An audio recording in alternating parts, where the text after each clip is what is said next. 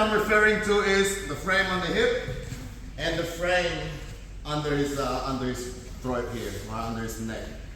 This frame is what's gonna keep him off of me. Right? See how the chest is not connected? For him to control me, he needs both the head and the arm control here, and this arm control as well, and the cross base. But see how now he's chest on me? If you're on top, this is what you want. Remember, you want to close the gap if you're on top. If I'm on bottom, I'm making space. So I'm looking to get my frame in place. Right? So once I get here, I'm gonna control the shoulder here, and I'm gonna raise this elbow up.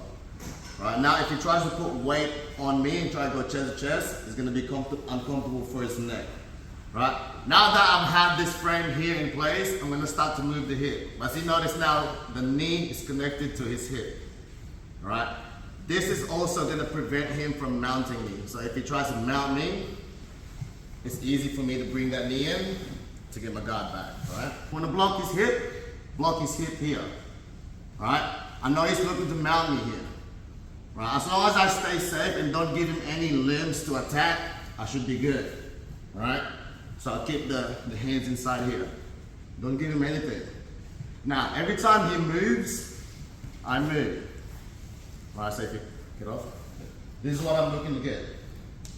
This is gonna be my frame here. If you're on bottom and you're doing this, right, you're being lazy with your guard, right?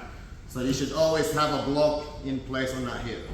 Raising this elbow up, controlling his hip so he doesn't walk his hip towards my head, going north-south. See, every time he moves, he makes that space for my knee to go in. And then we're gonna end up in this clamp position. So, we're gonna drill this right here. We're gonna start with frames on, right? I'm using this to keep his chest off my chest, right? I'm blocking his hip, right? Also blocks the step open mount. So like, switch hips. You see this? Just by having that leg, I prevented him mounting me that way. So if you were to do it, all right, see that? So never have your feet here unless you're bridging. So you always have it here. So every time he moves his hips, I can feel the movement. If he tries to knee ride me here, all right, I get that knee in right away. So here, blocking the hip, blocking this hip here, keeping his chest off my chest, I'm gonna start to move right here and get that elbow in. So once we get the elbow connected to the knee, this foot is gonna step on my own foot, clamping the shoulder down. Right now, I'm gonna extend. But because I'm clamping his arm here, if he tries to pull out, it's gonna be a little harder. That gives me time to position his hip, control the posture, and then we're in this clamp position now. Right?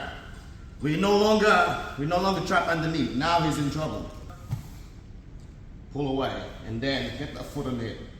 Once the foot on the hip, I control the posture up here, because he's looking to come up. Right? With me pressing on the hip, if he tries to move forward, right, walks into this triangle.